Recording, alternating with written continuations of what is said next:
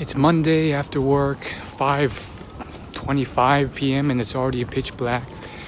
I'm in the residential areas where I live, and I just decided, I'm gonna have a lazy day or a day in after work.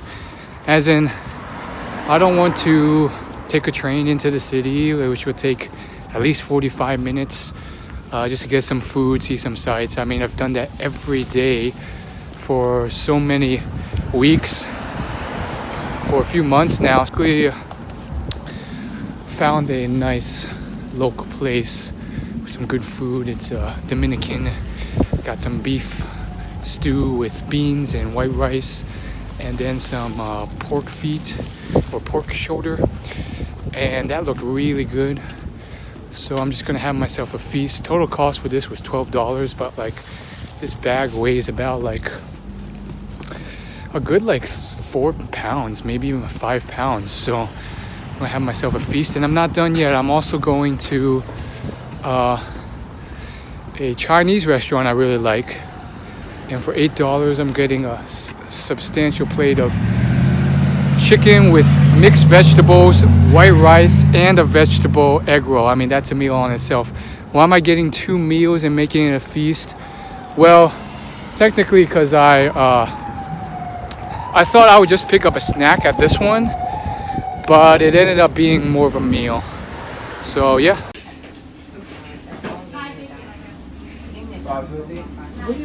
All right, I got my food, 2 bags worth.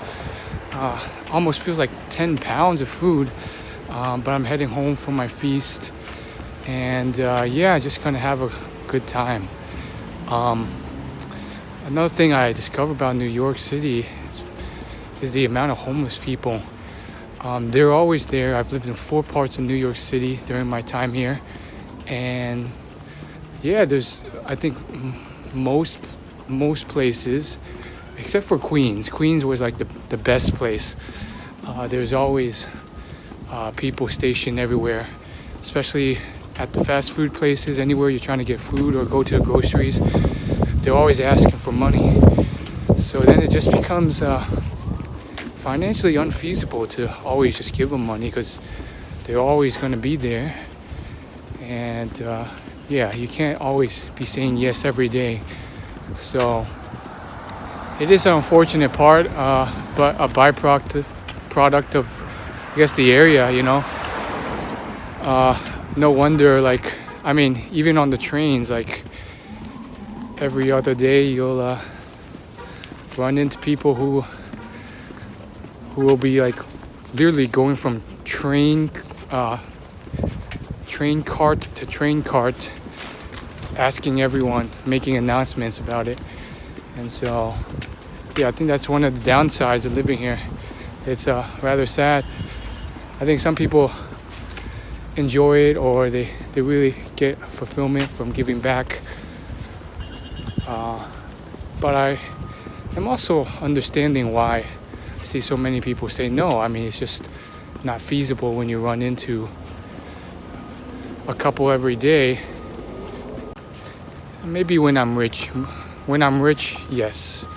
But then also I hear it doesn't solve the problem. It just creates a sustainable loop where their job is to just keep asking you for money. All right, time to showcase all this food. You got the standard, just Chinese mixed vegetables with chicken. That's actually pretty good for $7. Pretty good. You got some pork here. Look at that skin, delicious. And then you got, this cost $5.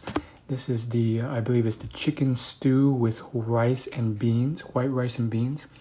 That also costs $7. And then this vegetable egg roll here cost $1.50, I believe. So obviously I'm not going to eat all of this in one sitting. I'm probably going to eat like a half. But yeah, here's the feast. One assumption I made that was wrong when I came to New York City was that, there's just going to be all these fantastic restaurants lined down the neighborhood, and I just have to walk and go to them. Actually, turns out, New York City is very wide and big. Most locals live 45 minutes away from Manhattan via train, and they live in more residential areas. And so there's less restaurants there. And of those restaurants, maybe only a portion of those are actually pretty decent or good.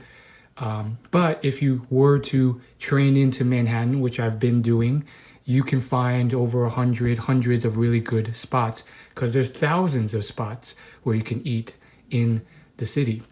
Even in Brooklyn or Queens, you can find some really good spots, partially due to gentrification, but there's a lot more spots opening up there as well. And you can find some really good ones. I feel like definitely in Queens, definitely in Brooklyn, you can find some good spots, especially if you live closer to the more expensive areas. So yeah, that's that. And there's definitely a lot more, small business owner places. Like this was a Dominican place, Dominican restaurant, small business. And that's fantastic because, I came from a place where it's just chain stores. So I'm just going to start with a little bit of the pork to get a sample. Pretty solid. Tastes like how I thought it would. Pretty well seasoned, standard taste of pork. Let's get some with the fat. Yeah, pretty good. Lots of fat in there. Tastes how I would think it would. Let's check out the rice and beans and chicken here. Oh, that's kind of like spicy. I've never really had Dominican food before, so this is a first for me. Well, spicy is not the right word. It's just flavored very much like Latin food would be. A lot of like Latin spices in there.